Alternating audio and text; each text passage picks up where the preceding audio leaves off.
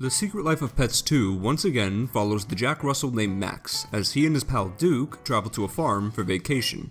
But that's not all. Max's owners have had a child since the last film, leading Max to become extremely overprotective of the toddler. Meanwhile, his friends Gidget and Snowball get into antics of their own, involving the recovery of a lost toy and the rescue of a white tiger. The first Secret Life of Pets was an alright flick. It had a terrific premise and plenty of great moments. Overall, a solid film, but nothing to write home about. If you loved the 2016 movie though, and wanted more of the same, then I don't think you'll be disappointed with this one. Secret Life of Pets 2 is a light-hearted family film that never ventures into new territory, but should keep the kids busy. The main story revolves around Max being paranoid about his owner's new child, Liam. He's now skeptical about everything and jumps at the slightest sound, mimicking how nervous and jittery new parents can be. The central conflict of the film is that Max has lost his confidence. On the farm, he meets the debonair Rooster, a sheepdog who exudes machismo. Rooster contrasts Max's panicky behavior with cool indifference. This sets up Max's quest to regain his courage, with Rooster helping him along the way. I quite like this theme, and there are a few lines that hit pretty hard, like when Rooster says that the first step to being brave is to act brave, contemplating the notion that you can only be brave when you're scared. However, once this plot point is resolved, the movie sort of forgets about it. It comes up again once or twice, but loses its significance when Max and family return to the city. He's changed, sure, but the conclusion of his arc feels pretty wonky. This also has to do with the pacing of the film. Secret Life of Pets 2 plays like an anthology, with multiple storylines running parallel at the same time, only intersecting in the final scenes. Max is certainly the main focus, but there are a couple of side stories that take us back to New York, often disrupting the flow of the picture. The subplots feel like detours because they don't carry any themes or influence Max's character development. They're simply comedic distractions that only tie in late in the third act. One of these plot threads has the consistently delightful Pomeranian Gidget trying to retrieve Max's toy from an apartment full of cats.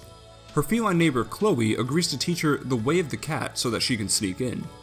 While this storyline isn't all that relevant to the film, in fact, it could have been cut out entirely and made no difference to the plot. It's exceedingly enjoyable. The laughs are frequent and abundant, with a good amount of the jokes based on the stereotypes cats have been associated with, such as selfish behavior and obsessing over laser pointers. Though not important to the movie in the long run, I think Gidget's story might be the best of the bunch, and it's definitely the funniest. Snowball's narrative is actually quite similar to Max's. In this film, we're introduced to Captain Snowball, the White Bunny's heroic alter ego who fights imaginary crimes. A new character by the name of Daisy recruits the self-proclaimed do-gooder to help rescue another animal. Max and Snowball are both on a journey to conquer their fears, as Snowball seems utterly mortified to leave his home and do actual hero work. The difference here is that Snowball doesn't learn anything across his adventure.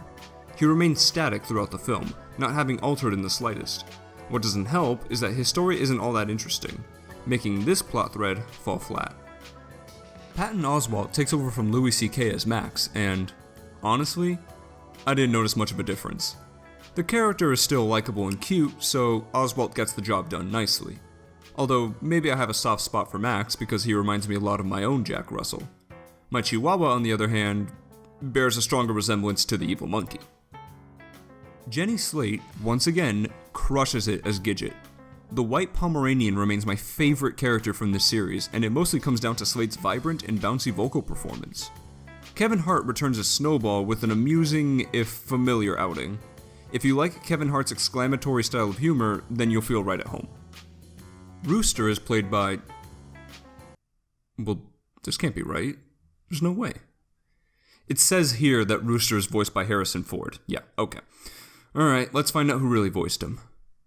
Okay, here we go. Oh. Huh.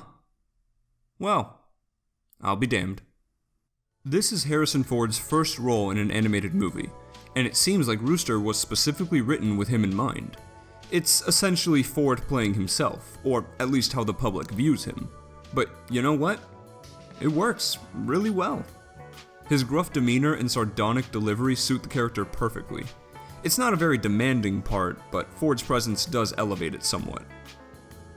The Secret Life of Pets 2 is an okay sequel. It has loads of comical bits, lovely animation, and a charming nature, but suffers from story structure and thematic amnesia. The result is a half-baked product with good intentions. The film will entertain viewers for a brisk 86 minutes, but once experienced, is ultimately disposable. I give The Secret Life of Pets 2 a C+. So those are my thoughts on the movie, but more importantly, what did you think? Did you like it more than the first? Who's your favorite character? Be sure to let me know in the comments section.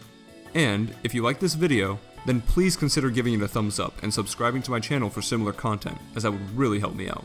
See you in the next video.